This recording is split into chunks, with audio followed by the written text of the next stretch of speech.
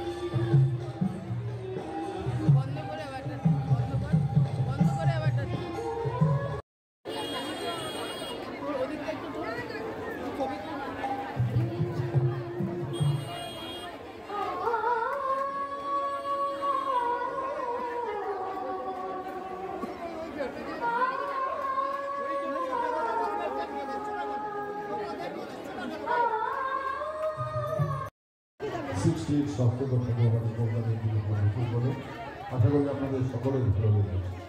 আসুন আমরা আবার সঙ্গীতাঞ্জলি দিই। এখন পরপর দুটি সঙ্গীত পরিবেশন করবেন শ্রীমতী দেবস্মিতা চৌধুরী। আমি তোমাকে ভালোবাসি, তোমাকে চাই, আমি তোমাকে ভালোবাসি, এটা বলার যদি আমরা অভ্যাস করতে পারি, আমার আচার্যদের বলেন যে এইটা বলার মাধ্যমেও একটা জীবন পরিবর্তন হতে পারে। করে দেখেন, বাস্তব অভিজ্ঞতা দিয়ে আপনারাও ফল পাবেন।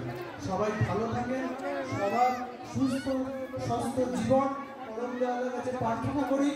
সবাই ভালো থাকি এবং পরম দয়ালকে জীবনে মাথায় নিয়ে এই পরম পিতা আকুল পরাণে ঘুরিয়া বেড়াই, পাই না তো দেখা তার।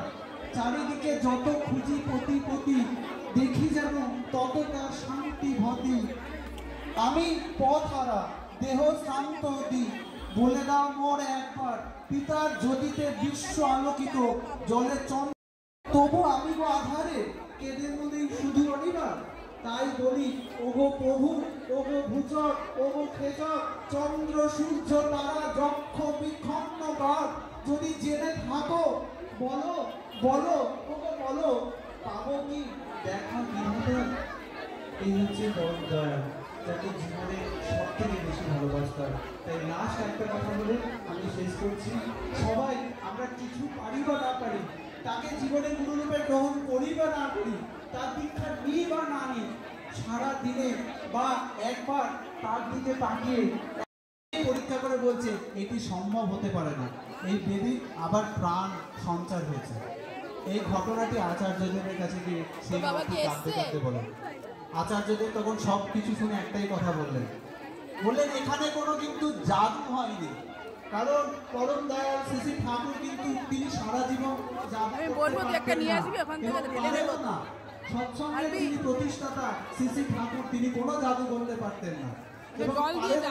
তাহলে এই বাচ্চাটার প্রাণের সঞ্চার কি করে কন্টিনিউ কিন্তু তার ইষ্টবৃত্তিটা চালিয়ে যায়।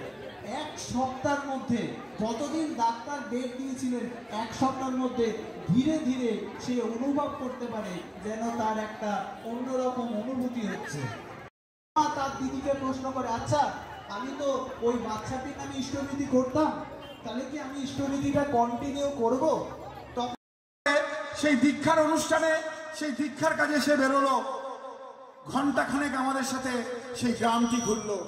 আজকে দেখেন ঠাকুর কিভাবে মানুষকে সুস্থ এবং সুন্দর রাখার চেষ্টা করছেন। আমরা প্রত্যেকটা মানুষ যেন প্রত্যেকের দাঁড়ে দাঁড়ে গিয়ে এই কাজে যুক্ত হই, এই দীক্ষার কাজ এবং ডিপি ওয়ার্কসের কাজে। আমাদের তো সুস্থ শরীর থাকেই, মানুষেরও সুস্থ এবং সুন্দর শরীরের অধিকারী হয়ে ওঠে। সকলের মঙ্গল কামনা করি। এখানে উপস্থিত প্রত্যেকটা মানুষের ইষ্টচ্ছল জীবন এই প্রভুর চরণের প্রার্থনা রেখে আমি বক্তব্য শেষ করলাম। জয় গুরু।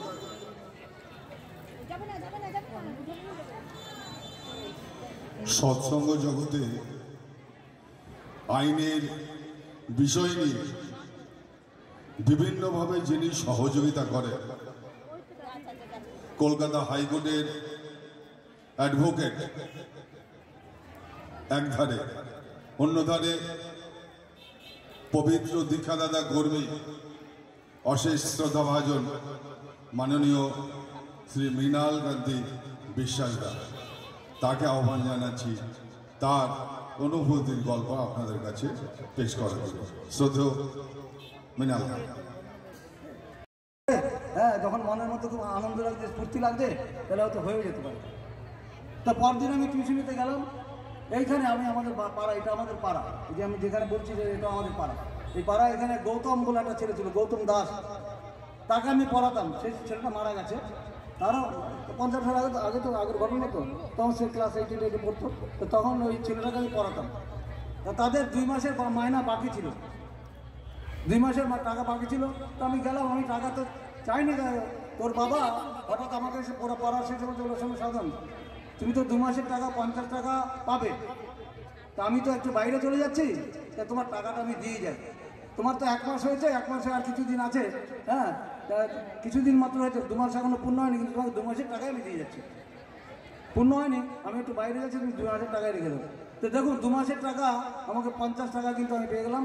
আর 50 টাকা পেয়ে আমি সেই দণ্ডের যে আশীর্বাদ ছিল আমার উপরে, সেই দণ্ডের আশীর্বাদটা কিন্তু আমি পূরণ করতে পারলাম।